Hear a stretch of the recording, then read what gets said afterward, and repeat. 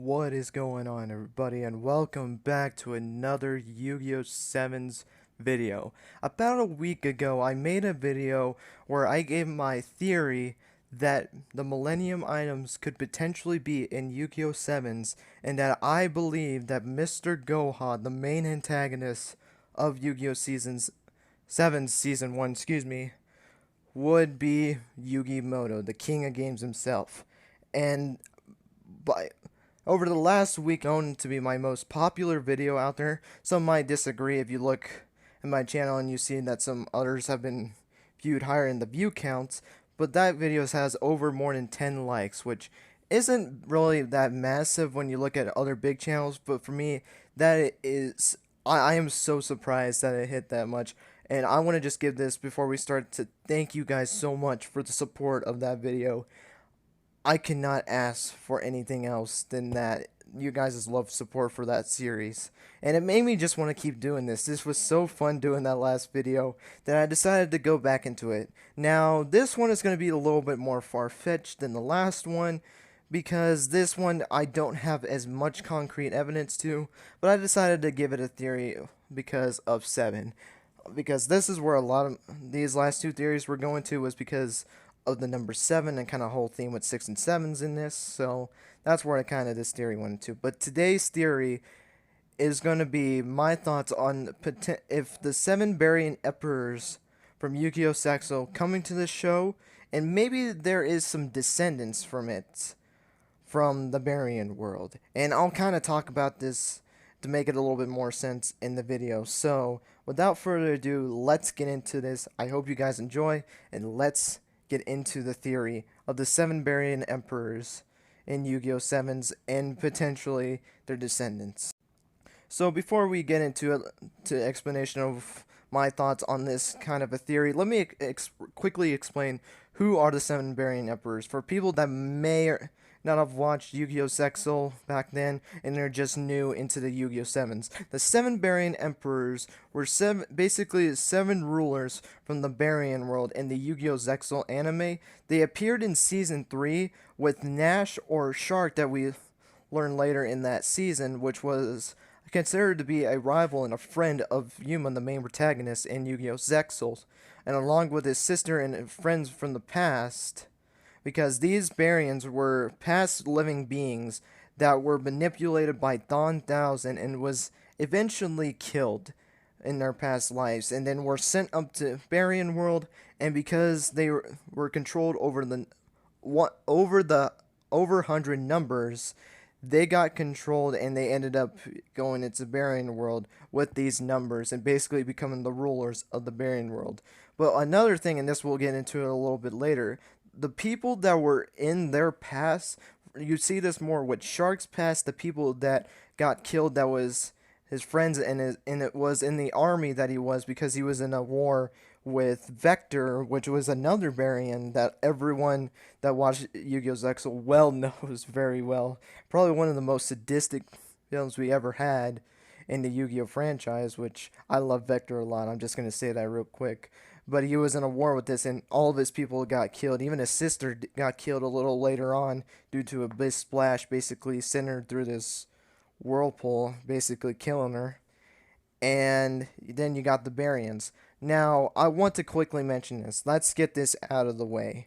I do not think it's going to be the 7 Barian Emperors. I'm going to give that right now. I do not think it's going to be the 7 Barian Emperors. For really 2 reasons. One, the Zex mechanic, God. The Xyz mechanic. We do not know if Xyz is gonna be in this show, as we don't know any extra deck, if we're gonna be honest, or even rituals and pendulums. We don't even know if that's gonna be in the series either.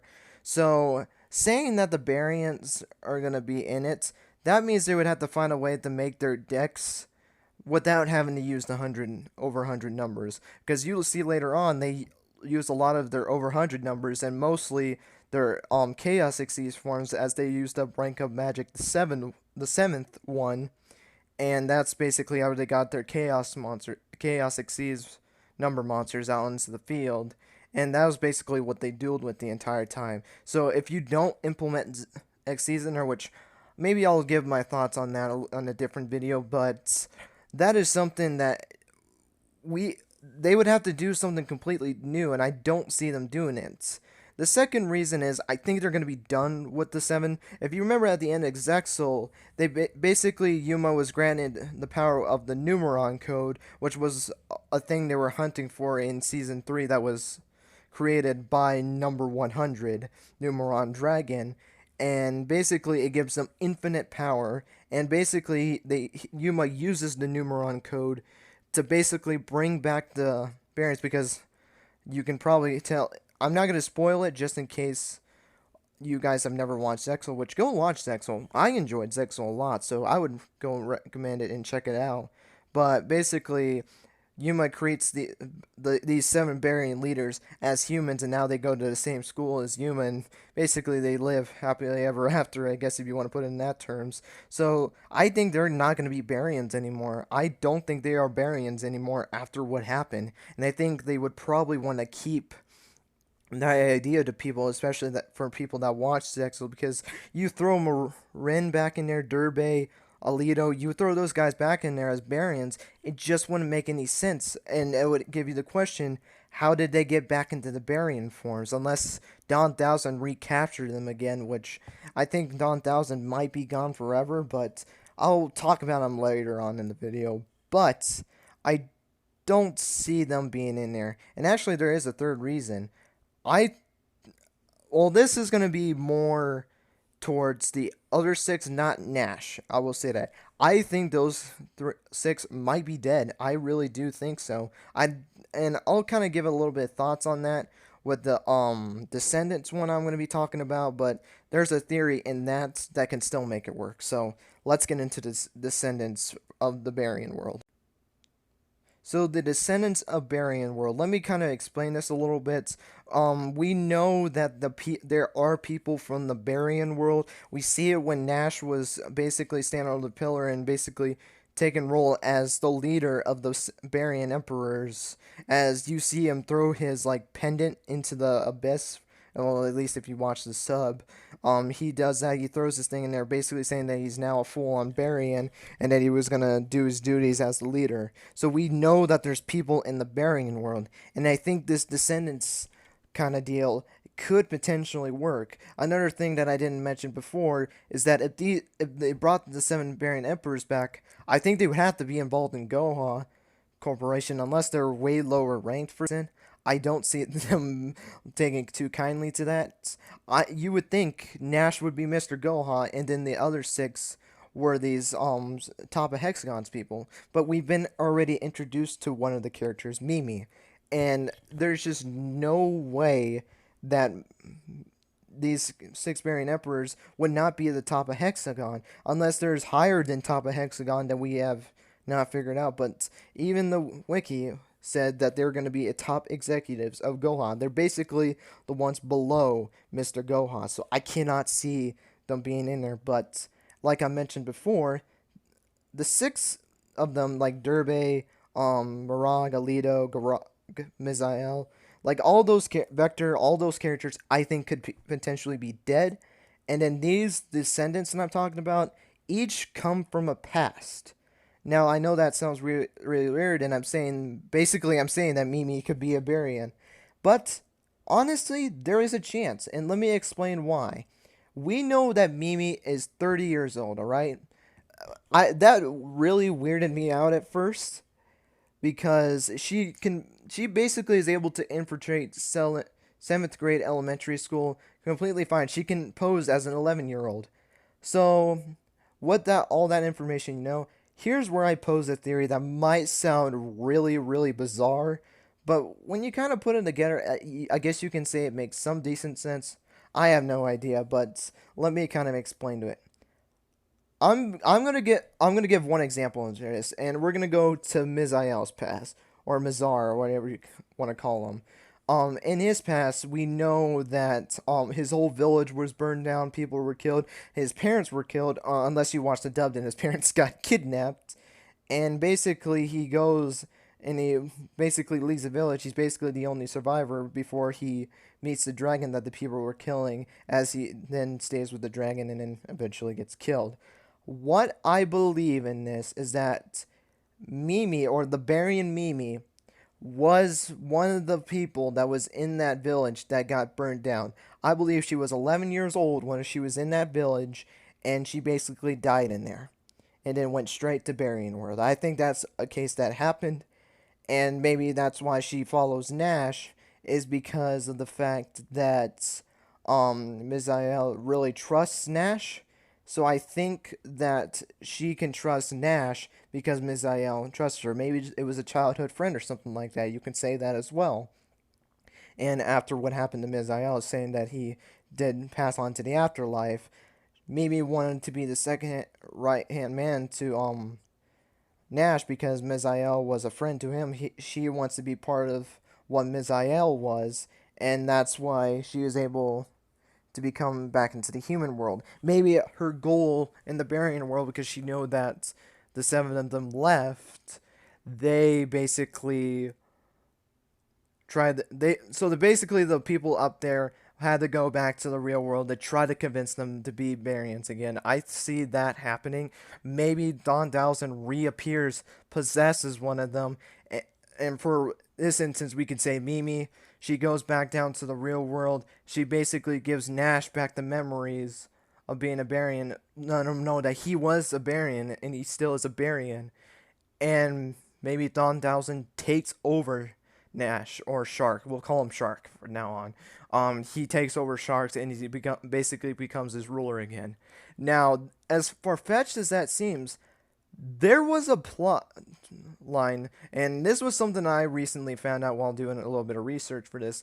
There was a lot of deleted storylines for the original Yu-Gi-Oh! Zexal anime, because this went completely different than it was before. In fact, Vector and Nash's duel was supposed to happen way earlier than it actually did, because you got all the other duels. In fact, I think they dueled around the time that Yuma was dueling Mr. Heartland, so that duel was never supposed to exist. I don't have the articles with me. If I do find it, I will leave a link down in the description below or in the comments section below, and you guys can go and check it out yourselves, because this was something that was very, very interesting to me. But I think with this deleted storyline, I think they can go back into it. Now, this might just be me wanting to just see what the original plot line was. I might just be a little bit jealous and wanted to see what happens. Now, I don't think we need the Barian Observer or that Proto. I think it was his name was. Someone can quote me on that. But we don't need to have those characters back, but we can have a plot line, because Nash was supposed to be Vector like he did before, but Don Thousand is actually supposed to take control of Nash in that deleted storyline. So it's not like that thought process was never thought before. It's just that this Studio Bridge just decided to take pieces of that and bring it to this, basically giving you a storyline that didn't happen in the original time, and decided to put it in this one to kind of give people that want to see that. Or at least I think so, because I think that would be incredible if they brought a storyline back like that. Obviously, you can't have it the same because we don't have Kite in this. We don't know yet, but I really doubt it. But anyway, they don't have Kaido, which was a very important as well. As he gets a card from Proto. I think it was, I can't remember the card. I know they said the card, but he basically gives him a card to be able to beat Don Thousand, I believe. That was basically the card that would have been able to stop him. And I don't think that plot line will stay. I think Nash getting taken over by Don Thousand, I think, would be the only plot line they keep. And it would make sense, honestly. Don Thousand gives his revenge back for what happened. I think that would be a really cool plot line. But getting off of that, I feel like the Descendants idea for the 6 would be a good idea. And basically, yes, I'm saying that Nash can also be Mr. Gohan. And it's not far-fetched either, because Nash was already a villain. He was if you don't count Don Thousand, he was basically the main antagonist of Season 3. I mean, he had an epic duel with Yuma in the final episode, in the last, I think, I don't know. It wasn't the last 2 episodes, because that was Yuma versus Ashura, but that was the duel before that. They had a duel with that in a very shocking way. They ended the duel, which I thought was really, really well done. But we've had that plot line before, and I can see them going back. And the reason I say that is, and I've mentioned this again and again and again, but this thing just really hits me, and it makes all these theories possible. They said when they were introducing Yu-Gi-Oh! Sevens and way back before we even got the first trailer that this was going to honor the 20th anniversary. Now we got the first, and this is a way I look at it, and I don't think it's a bad idea. You have your first generation with Yugi, screw like you see Blue Eyes White Dragon, and we know that Dark Magician and Red Eyes Black Dragon is getting printed out, and they kind of have some references to the King of Games and stuff like that. So I see that. Maybe you get some love to the second generation in terms of Zexal, because Zexal was the first one in the second generation. I mean, yeah, you can have Arc Fire and Brains, but I feel like if they did Yugi as he was the first one in the first generation, maybe get some love to the first one of the second generation. I don't know. I see it in that way, and I think that can work as well. But the only thing that really hits this is the whole Xyz thing. I really think it's hard for them not to do it at Xyz, especially if you bring Shark in it. And maybe it's a son of Shark. Maybe you can say that as well, that it's not actually Shark, but maybe his son. That could be a possibility as well. Or it can be one of the Barians. Maybe his sister, maybe Derbe, or whoever it is. You can have those characters under that mask. Obviously, I don't know, think it's Marin, what, I can't remember her name. Jeez, Rio. I'm just gonna call her Rio because it's harder to say her name for her Barian name for some reason. But I don't think it's gonna be her because it doesn't sound like a girl's voice. But hey, they could probably be using a voice modulator or something like that. But hey, we can be surprised on that. I think if they're gonna go with any character, I think they're gonna go with Nash. I don't think they would go with any of the other ones. But I wouldn't have that big of a problem with it. But I'm just going to say it as right now, I don't think this is going to happen. I really doubt they would go that route. I think they would only go with Yugi, I feel like. And the only reason I say that is because Yugi is basically the staple of the Yu-Gi-Oh franchise. And I just don't see they would just only do Zexal. Yes, they have references to Yu-Gi-Oh! Duel Monsters, the original series already in the terms of Blue Eyes. But I don't think they would give any credit to the second generation. I think they only want to stick to the original series, which does suck, but I could be completely wrong in that. But hey, you know what? We'll just have to see. But be it for this, guys. Thank you guys so much for watching this video. I hope you guys enjoyed.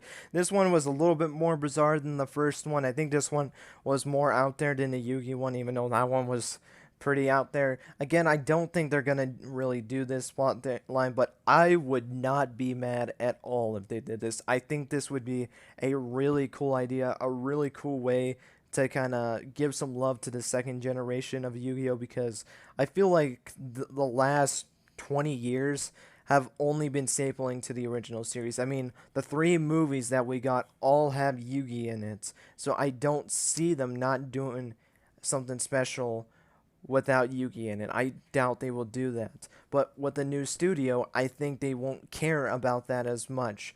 But hey, you know what? We'll just have to wait and see when we get off of this hiatus, because as the time of this recording, we are still stuck on the second hiatus. We're only up to episode 9, so throw in all these theories. Don't take them too seriously, because obviously these were just theories and they can be 100% false, and I'm not mad at it at all. This is just fun to do, and I have 2 more ideas I got for this series that involves Mr. Goha in the corporation. Well, more so Mr. Goha, but we'll get into those in a different video. But thank you guys so much for watching. I hope you guys enjoyed, and until next time, guys, take care. Let me know your guys' thoughts down below, and have you guys yourself a good rest of your day. Take care, guys.